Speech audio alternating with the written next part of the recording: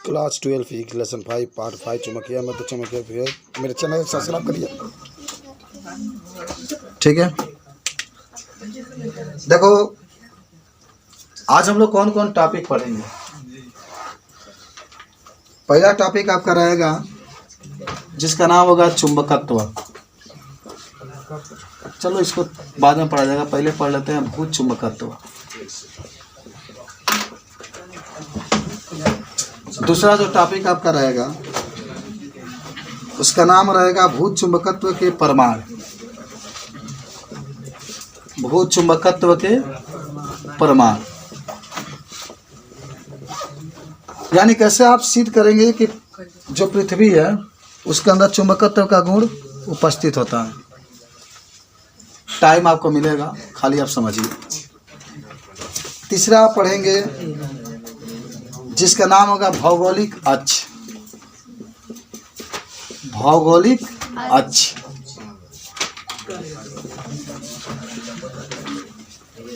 चार नंबर आप पढ़ेंगे, अच्छा किताब पढ़ेंगे तो पूरा उसके अंदर मिलेगा, इसीलिए मैं हेडिंग बना बना कर आपको लिखवा दे रहा हूँ कि आपको दिक्कत नहीं होगी। भौगोलिक यमायोत्तर, इसको पढ़ना है। 5 नंबर टॉपिक होगा भौगोलिक चुंबकीय विषुवत रेखा। भौगोलिक चुंबकीय विषुवत रेखा एक टॉपिक है। 6 नंबर टॉपिक आपके पास होगा चुंबकीय अक्ष। चुंबकीय अक्ष। 7 नंबर होगा चुंबकीय यमायोत्तर। चुंबकीय यमायोत्तर। 8 नंबर होगा भू चुंबकत्व के तत्व या भू चुंबकत्व तत्व।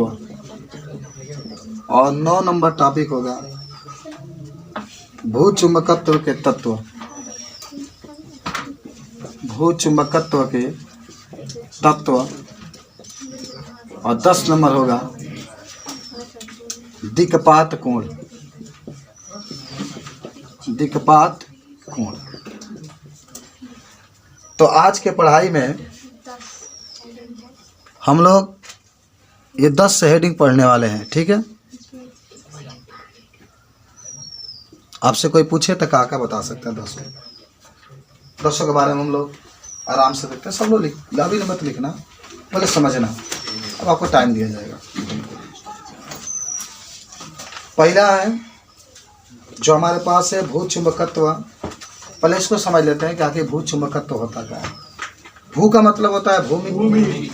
आज चुंबकत्व का मतलब होता है चुंबक का गुण। मान सिंपल सी बात है कि जब पृथ्वी के अंदर चुंबक का गुण पाया जाता है उसी को क्या कहते हैं, भू चुंबकत्व। अच्छा आपको बताना ही पड़ेगा कि सब खाली कह देंगे आपको प्रमाण। इसीलिए देखो दूसरा हेडिंग बनाया गया भू चुंबकत्व के प्रमाण। माने पृथ्वी के अंदर जब चुंबक का गुण उपस्थित है तो उसको भू चुंबकत्व कहते हैं। प्रमाण आपको देने के लिए कैसे आप कहेंगे कि पृथ्वी एक चुंबक की तरह व्यवहार करता है।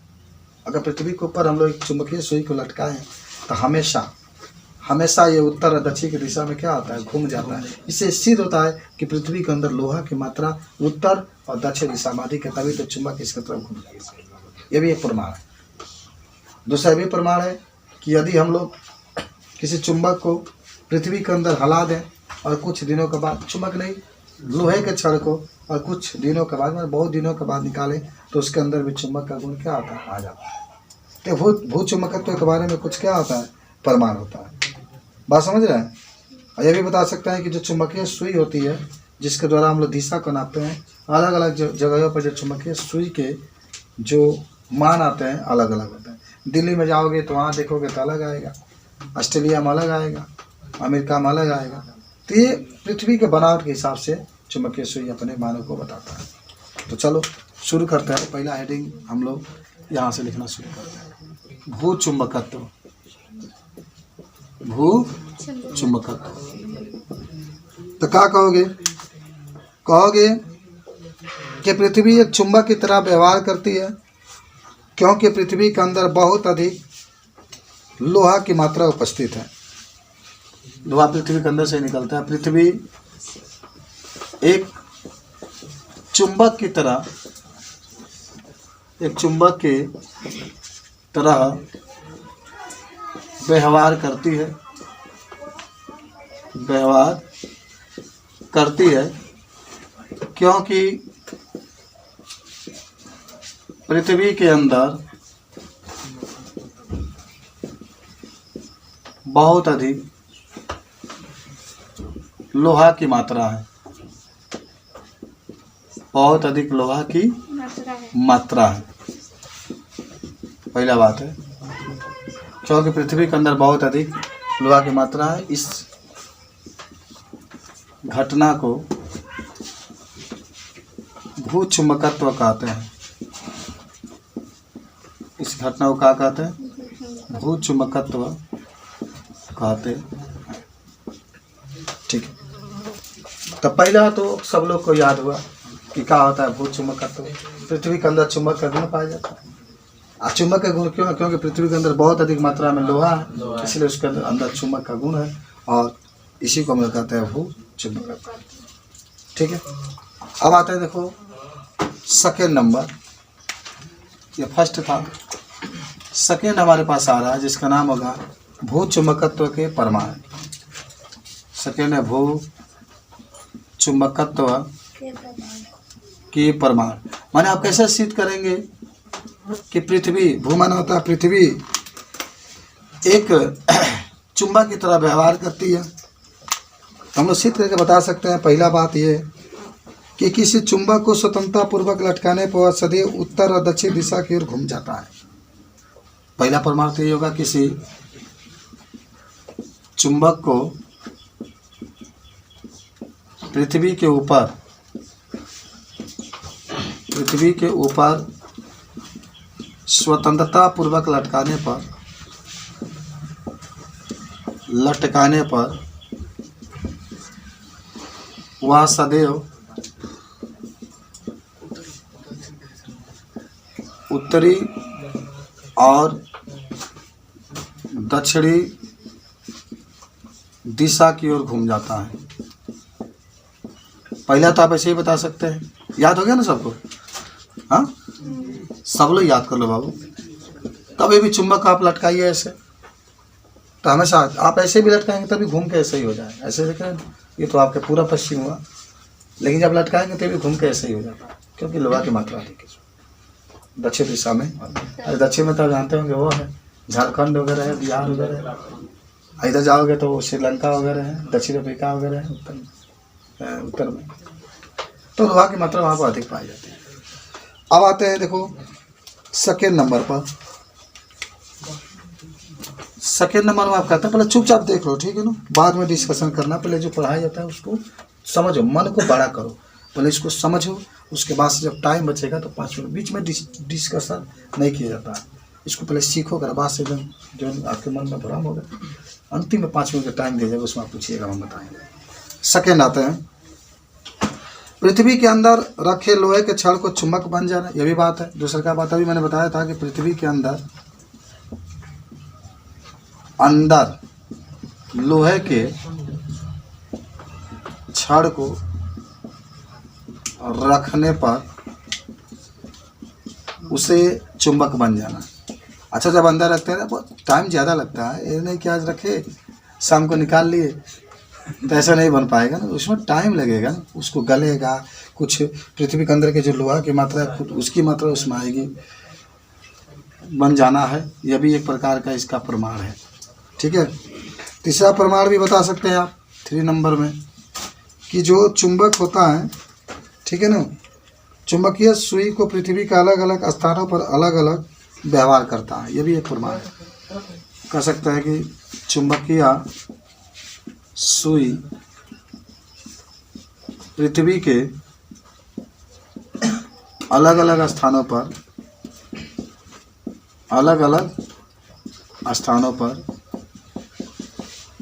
अलग अलग व्यवहार करता है, अलग अलग व्यवहार करता है। ये भी जान गए। यानी हम लोगों ने 2 टॉपिक को कवर कर लिया। कवर का मतलब होता है खत्म कर लिया। अब आते हैं, देखो तीसरा बात है जिसका नाम है भौगोलिक अक्ष। यहाँ आते हैं तीसरा, भौगोलिक अक्ष। अच्छा, आपको याद है चुंबक की जब भी बात होगी तो हमेशा 2 ध्रुवों की बात होती है और 2 दिशा की बात होती है। केवल उत्तरी और किसकी होती है? दक्षिणी की होती है। ठीक है ना? उत्तरी और दक्षिणी की इसलिए होती है क्योंकि चुंबक में 2 ध्रुव पाए जाते हैं। क्या होता है? उत्तरी ध्रुव और एक होता है दक्षिणी ध्रुव। इसीलिए 2 ध्रुव की बात होती है। जैसे मान लो, थोड़ा सा आपको समझा दें कि ये पृथ्वी है और मान लो ऊपर आपका उत्तरी ध्रुव है और नीचे आपकी दक्षिणी ध्रुव है। तो अक्ष की जब भी बात करेगा ना तो इसको जो मिलाने वाली अक्ष होती है, ये वाला जो हिस्सा देख रहे हो, इसी को हम लोग कहते हैं भौगोलिक अक्ष। क्या कहेंगे? भौगोलिक अक्ष। तो देखो यहाँ से आपका डिफिनेशन क्या बनता है कि पृथ्वी के जगह भौगोलिक का मतलब होता है, अच्छा ध्रुव कितने होते हैं? 2। तो यहाँ पर कह देना इसके डिफिनेशन में कि पृथ्वी भौगोलिक ध्रुवों को, ये भी एक ध्रुव है, उत्तरी ध्रुव है, और ये भी क्या है? दक्षिणी ध्रुव है। तो लिख देना कि पृथ्वी के भौगोलिक ध्रुवों को मिलाने वाली रेखा, जब भी अच्छा होगा तो रेखा की बात होगी, रेखा को भौगोलिक अक्ष कहता है। भौगोलिक अक्ष कहते हैं। चलो ये भी जान लो, याद है ना? ये भी आपका ध्रुव, ये भी ध्रुव को मिलाने वाली जो रेखा है, ये रेखा जो देख रहे हैं, इसी रेखा का हम लोग भौगोलिक अक्ष कहते हैं। वो बढ़िया से जानकारी रख लो, साइंटिस्ट बन के आओ, नाम रोशन करो। अब उसके बाद हमारे पास आता है, देखो जिसका नाम होता है भौगोलिक यामायोतर। ठीक है, भौगोलिक यामायोतर, यहाँ पर ऐसे लिखते हैं भौगोलिक यामायोतर। तो चित्र से समझो। अब इसका हम लोग डिफिनेशन लिखेंगे। कहोगे इसमें कि जो अभी आपने जस्ट बनाया है ये इस तरीके से, ये यन है, ये यस है। ये जो ये रेखा मिला रही है इसको हम लोग क्या कर रहे हैं? भौगोलिक अक्ष कर रहे हैं, भौगोलिक अक्ष। इसमें एक तल होगा, इस तरीके से ऊर्ध्वाधर तल होगा, इस तल को हम लोग कहते हैं भौगोलिक यामायोतर। भौगोलिक माने आप कहेंगे कि भौगोलिक अक्ष के ऊर्ध्वाधर तल को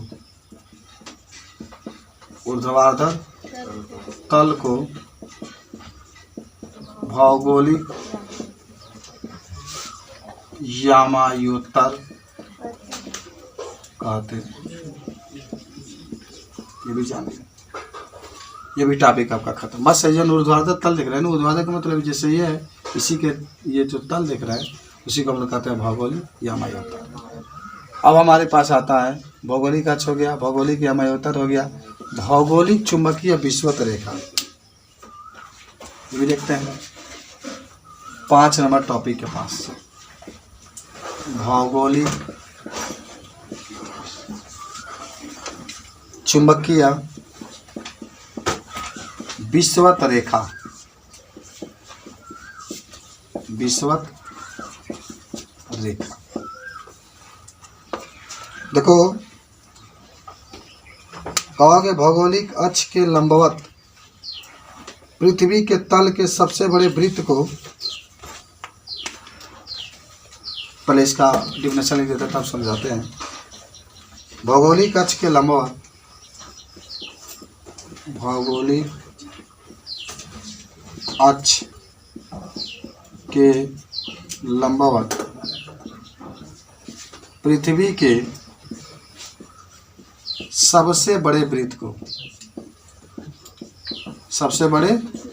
को भौगोलिक चुंबकीय विषुवत रेखा कहते हैं। भौगोलिक चुंबकीय विषुवत रेखा कहते हैं। ठीक है, ऐसे जैसे माने जो ये वृत्त है ना, तो वृत्त में जहाँ सबसे बड़ा ये वृत्त होगा, देखो यहाँ से इसकी इकाई की रेखा बड़ी है, ये छोटी है, तो जो बड़ा वृत्त होता है इसी को हम लोग कहते हैं का माने विषुवत रेखा कहते हैं। बड़ा होता है या बड़े भी होंगे, 9 में भी सामाजिक। ठीक है, तो 5वां नंबर टॉपिक भी हमारा क्या हो गया, समाप्त हो गया। अब रुक जाता, चलो आगे बढ़ो। अब हम लोग पढ़ेंगे 5वां टॉपिक। 5वां तो कवर 6वां, ये तुम लोग जानते होगे ना। चुंबकीय अक्ष क्या वाला सागर बता रहा है, कोई बताने वाला है? चुंबकीय अक्ष, हाँ बहुत आसान सा ये डिफिनेशन था आपका। एक चुंबक बना ले यहाँ पर, और ये N और ये S, ये चुंबक है। इसी को मिलाने वाली जो रेखा होती है उसी को हम लोग क्या कहते हैं, चुंबकीय अक्ष कहते हैं। तो लिख लो, किसी चुंबक के उत्तरी ध्रुव और दक्षिणी ध्रुव को, समझो यार, मिलाने वाली रेखा को, ये रेखा है देख लो, मिलाने वाली रेखा को चुंबकीय अक्ष कहते हैं। ठीक है, चुंबकीय अक्ष बहुत सिंपल सा है, देख लो, यही दिखा देना फिगर बना करके कि ये चुंबकीय अक्ष है। ठीक है, अब आते हैं हम लोग टॉपिक नंबर किस पर, 7 नंबर। यहाँ पर लिखते हैं, ये 6वां था। हाँ पढ़ो, क्या लिखा है, चुंबकीय यामायोत्तर। अच्छा देखो, अब इसी के ऊर्ध्वाधर तल को माने कहोगे ना कि चुंबकीय अक्ष के, थोड़ा फिगर बना रहे हम आपको। मान लो कि है हो गया N S, और किसी चुंबक के, ये चुंबक आपका हो गया, इसको हम लोग कहेंगे चुंबकीय अक्ष जो रेखा मिला रही है, चुंबकीय अक्ष। तो कहोगे किसी चुंबक के जो ऊर्ध्वाधर तल होते हैं, जैसे अगर तल बनाए इस तरीके से, तो इसी तल को हम लोग कहते हैं चुंबकीय। तो इसे था किसी चुंबक के चुंबकीय अक्ष के ऊर्ध्वाधर तल को चुंबकीय यामायोत्तर कहते हैं। यामायोत्तर कहते हैं। हो गया, यही आपका जो तल देख रहे हैं ना, इसी को हम लोग कहते हैं चुंबकीय यामायोत्तर। चलो 7वां का भार आपका है ना, 8वां यहाँ पर आ जाएगा। बहुत जगह है। 8 नंबर आ जाओ, और 8 नंबर आपका है भूचुंबकत्व तत्व। भूचुंबकत्व तत्व, देखो आप कहेंगे भूचुंबकत्व तत्व में कि जो पृथ्वी होती है, उस पृथ्वी को चुंबकत्व को अध्ययन करने के लिए जिन भौतिक राशि का प्रयोग करते हैं उसी को हम लोग कहते हैं, सीधा बैठ जाओ, भूचुंबकत्व के तत्व। जैसे हमारा चुंबक है पृथ्वी, एक आप अभी आपने कहा कि पृथ्वी एक चुंबक की तरह व्यवहार करती है, तो पृथ्वी के अंदर चुंबक का गुण है, और इस चुंबक के गुण को अध्ययन करने के लिए जिन भौतिक राशि का प्रयोग करेंगे आप, उसी को हम लोग क्या कहते हैं, पृथ्वी का चुंबकत्व का माने भू चुंबकत्व का तत्व। भू चुंबकत्व क्या होता है, तत्व माने पृथ्वी के अंदर चुंबक का गुण पाया जाता है, और इस पृथ्वी के अंदर चुंबक के गुण को अध्ययन करने के लिए जिन तत्व का प्रयोग करेंगे उसी को कहा जाता है का भू चुंबकत्व का तत्व। तो लिख लेना, पृथ्वी के अंदर चुंबक का गुण पाया जाता है, चुंबक का गुण पाया जाता है। आया कह सकते हैं कि इस चुंबक के गुण को अध्ययन करने के लिए जिन भौतिक राशि का प्रयोग किया जाता है, जिन भौतिक राशि का प्रयोग किया जाता है उसे भू चुंबकत्व तत्व कहते हैं,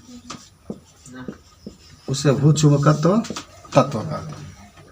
यह भी आपको याद हुआ, बता देंगे। अब उसके बाद से आप आ जाइए कि टॉपिक नंबर 9 के पास आ जाते हैं हम लोग। 9 नंबर निकला बना। 9 नंबर आपका है कि भू चुंबकत्व के तत्व। भू चुंबकत्व के तत्व देखो याद करो। आज आपको बताते हैं कि भू चुंबकत्व के कितने तत्व होते हैं, 3। पहले यहाँ पर समझ यार, भू चुंबकत्व आराम से लिखना, तुमको टाइम देंगे। भू चुंबकत्व के तत्व, तो भू चुंबकत्व के 3 तत्व होते हैं। आज याद कर लेना, कल पूछेंगे तो ये मत कहना कि नहीं याद है। जैसा अभी आप कहें कि पृथ्वी के अंदर चुंबक का गुण पाया जाता है, उसका अध्ययन करने के लिए जिन भौतिक राशि का प्रयोग करते हैं उसको हम लोग भू चुंबकत्व का तत्व कहते हैं। ताकि कौन कौन तत्व व पृथ्वी के जन माने अध्ययन किया जाता है, 3 गो आप लिख लेना कि भू चुंबकत्व के 3 तत्व हैं। 3 तत्व हैं। पहला दिक्पात कोण। पहला कौन कोण, दिक्पात कोण। दूसरा नति या नमन कोण। निकल गया, नति या नमन कोण।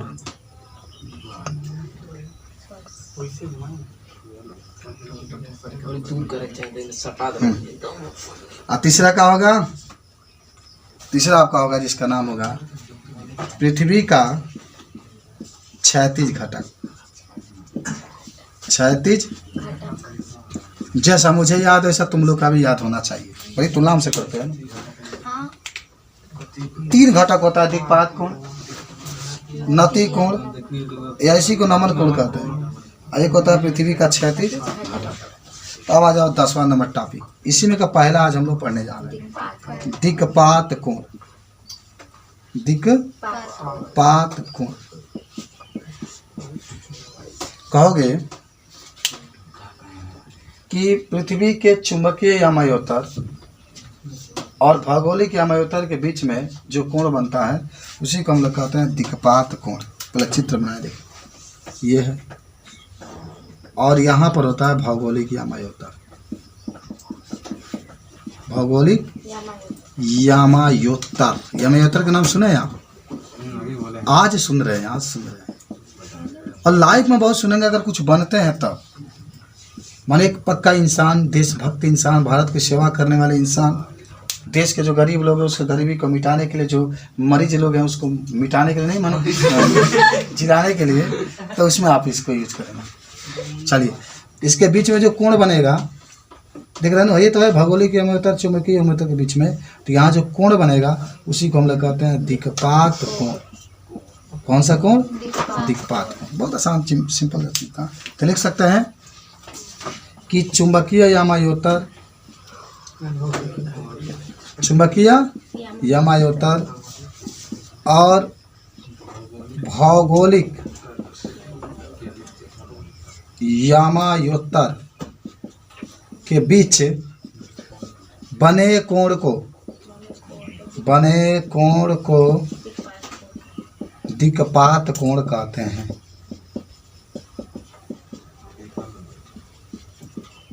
और अलग अलग स्थानों पर अलग अलग होता है, और अलग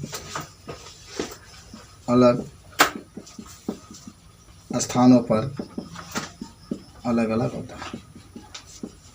चलो भाई, आज का फिजिक्स हम लोग समाप्त।